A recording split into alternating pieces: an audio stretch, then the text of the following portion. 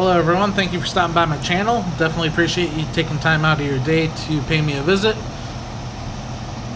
Today we're going to be doing something a little bit different. We're going to be painting spinnerbaits, as well as putting on the spinners and the clevises and all the additional hardware needed to finalize the spinnerbait. So we're going to go ahead and just get right into it.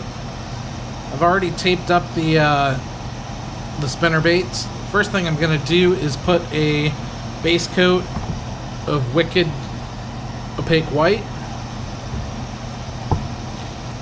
This is not a very traditional way of doing spinnerbaits. I paint them with my normal Cretex paints, and then I'll epoxy the heads. I haven't seen a whole lot of other people do it this way, but I've been happy with the results. It certainly seems to be more time consuming than the other lead-based paints.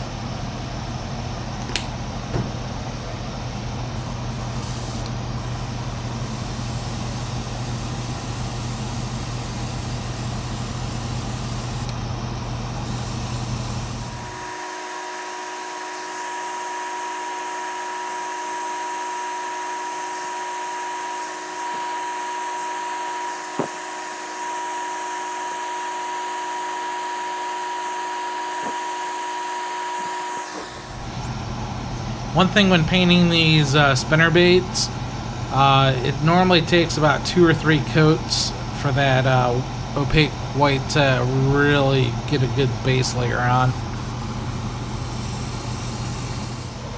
So for 2 of these, I have 2 pearl white skirts that I'm going to use. So I'm going to do a pearl white by Cretex on 2 of them. And then the other 2,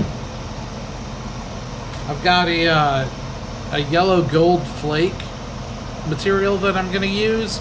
So we'll do some kind of golden yellow type color on it. Haven't quite decided yet, but we're going to do the easy ones first and just do the plain white, pearl white.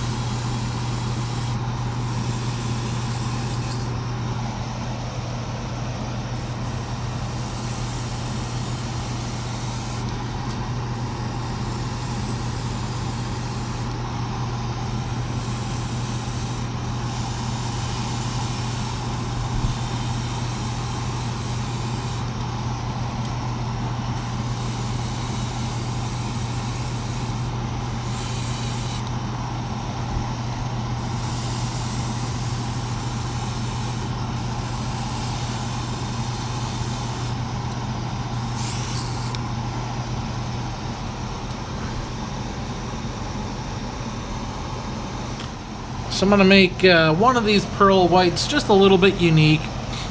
I'm going to put a transparent deep red along the collar.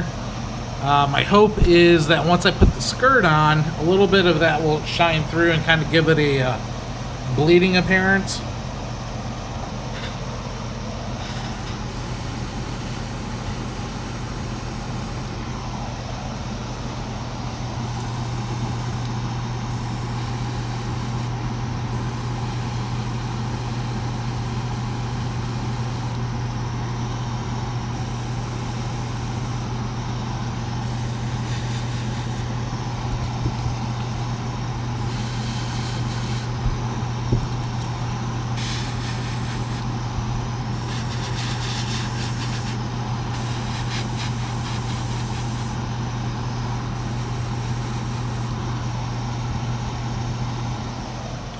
Okay, so here's our 2 pearl whites and one with the red collar. I'm going to go ahead and move on to the other 2.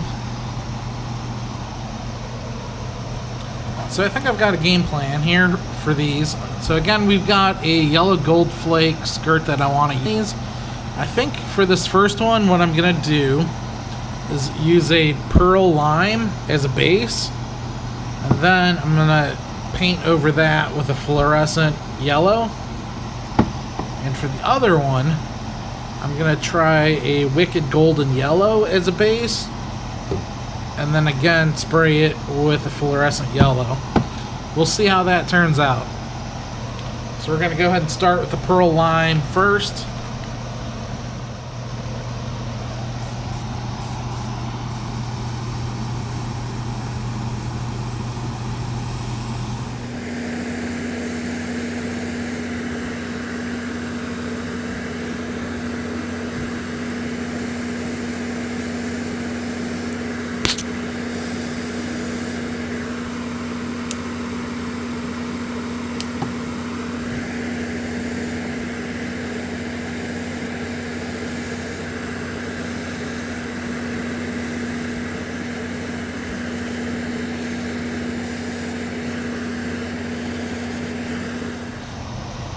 Alright, so we've got the pearl lime on our one. We're going to go ahead and put the wicked golden yellow on the other one.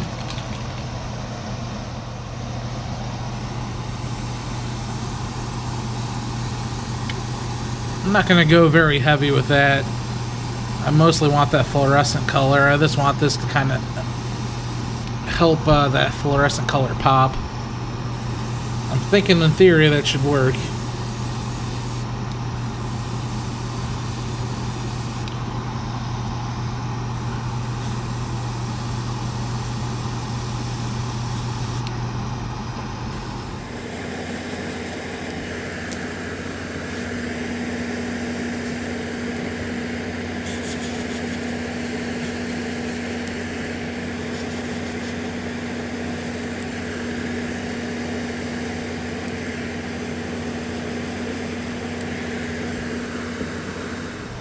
Okay, so we've got our wicked golden yellow and pearl lime base coats all set up.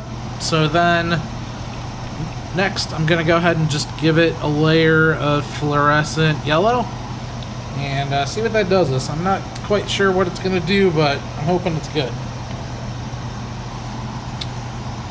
Let's go ahead and go and do the golden yellow one first.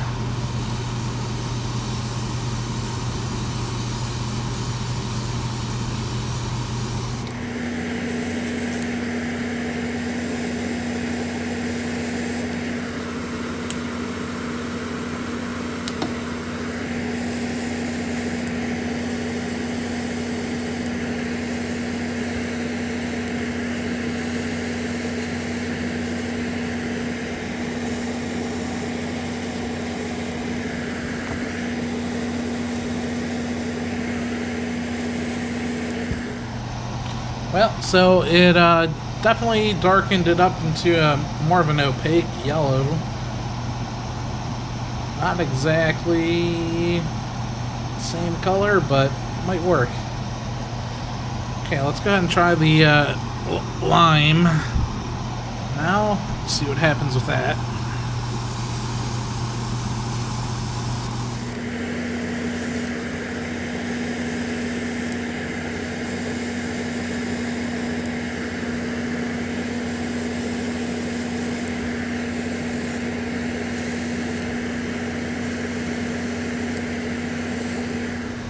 So here are our final colors. It looks like we got a really nice chartreuse color out of that pearl lime in the fluorescent yellow. And it looks like we just got a plain old opaque yellow with the golden yellow and the fluorescent yellow, but oh well, worked out. So next step is going to be to put some eyeballs on these guys and then epoxy them. So I'm going to go do that real quick.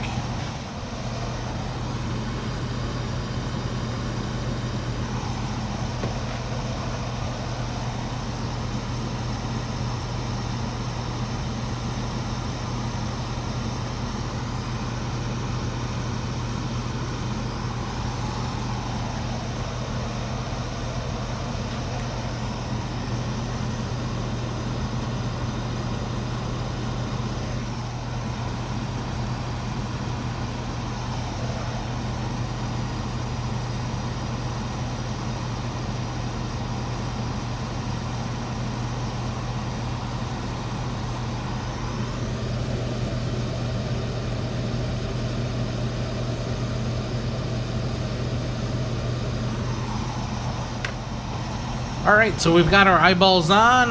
Next I'm gonna go ahead and take the tape off and put some epoxy on them.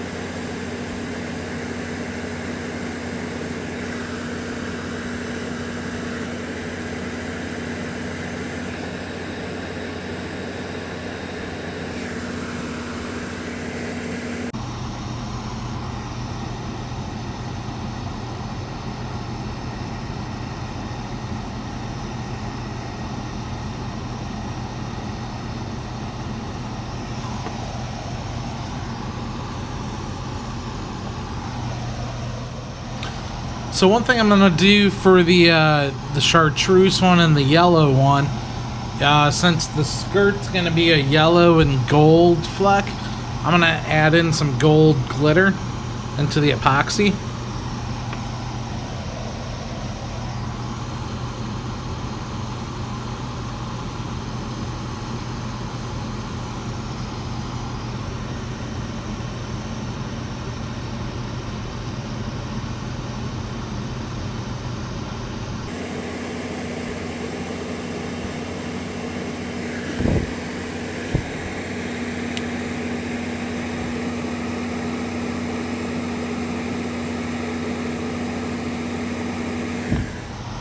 Alright, time to go throw these on the drying rack.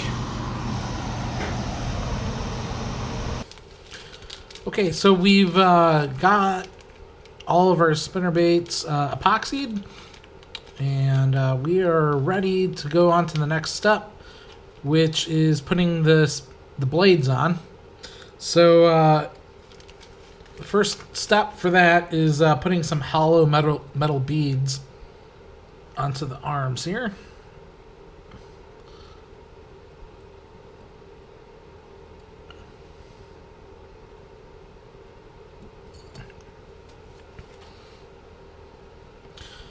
So I put one of the hollow metal beads on there first, and then the next thing is to put on the first of the spinner blades. So for this one, I'm gonna do 3 Colorado blades. I'm gonna use a number 3 as the first one. So we've got just these little easy spin clevises that we put on.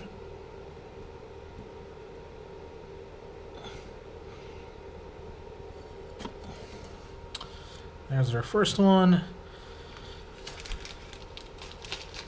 And then put on 2 other beads.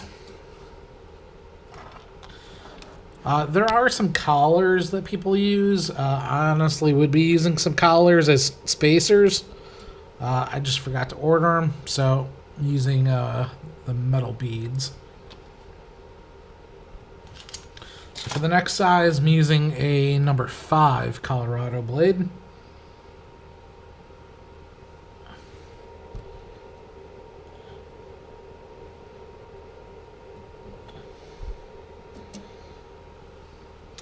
And again, we're going to put 2 spacers on.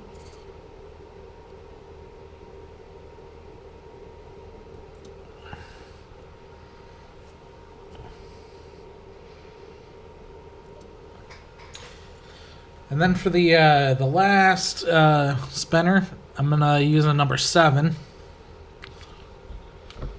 So what I generally like doing is putting the loop in first. So using round nose pliers, just kind of grab right at the end there, making sure you're nice and lined up with the rest of the bait. And then we're just gonna bend that.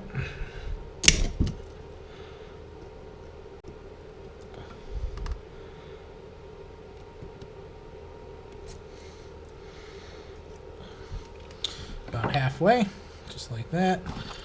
And then we will feed that last spinner on there, and then we'll just close that loop with some standard pliers.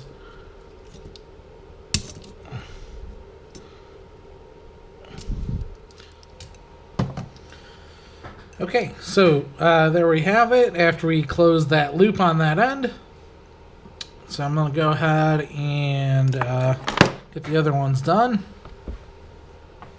So on the chartreuse one, I'm going to put a number 5 Colorado on and a number 7.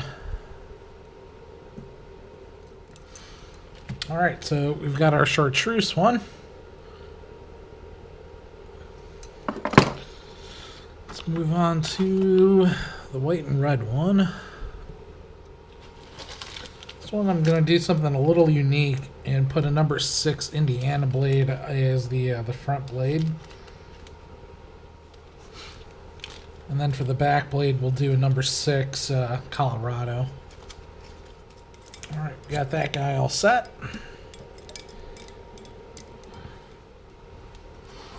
This one will just be doing a standard number 5 and number 7 Colorado blades. Okay, so we got that one all set. So we're going to go ahead and move on to putting on the skirts now. So the white pearl skirts are going to be really easy to put on. They already came pre-tied with a rubber band on them. So just kind of frill them up and then kind of look for the middle, right in the dead center, and just feed them on up over the collar.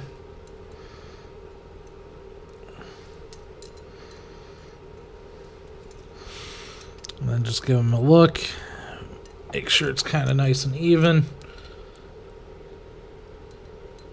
Looks pretty good.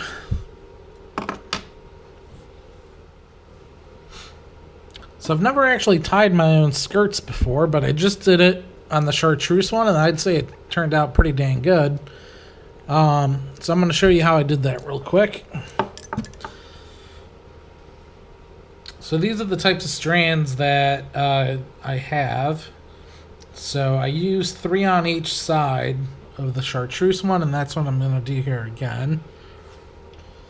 So just kind of overlap them, somewhat line them up so that they're in the middle, and then I'm using alligator clips.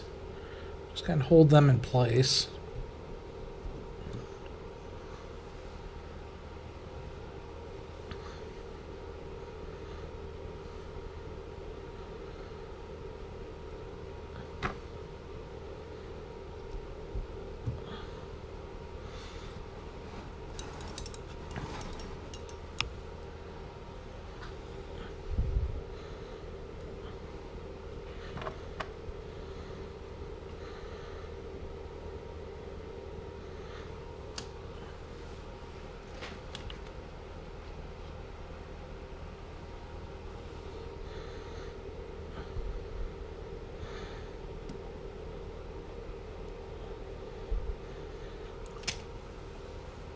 So then once I have them all kind of lined up like that, I'm just using some very thin gauge wire.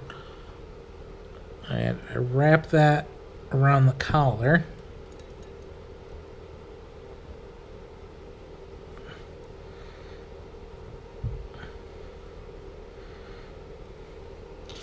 While doing that, just make sure that things stay somewhat kind of even.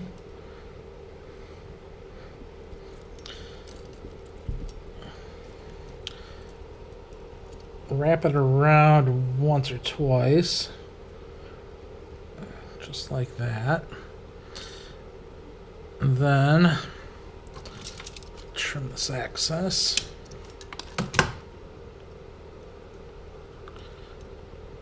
And I'll just wrap the wire a few times.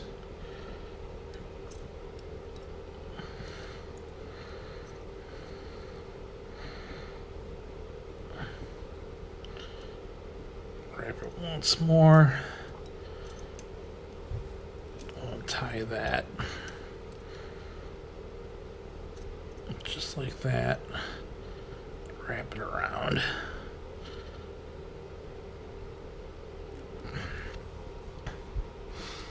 Now that job looks a little sloppy, but I think it'll turn out okay once I trim these tabs off.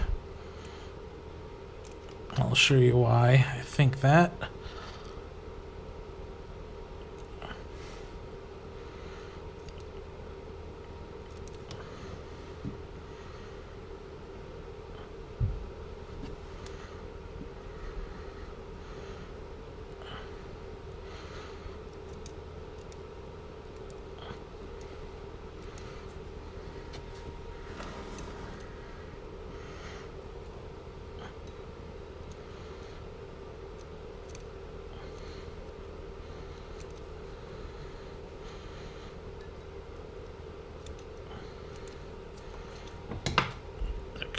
Take these off the top. These fall down, trim these.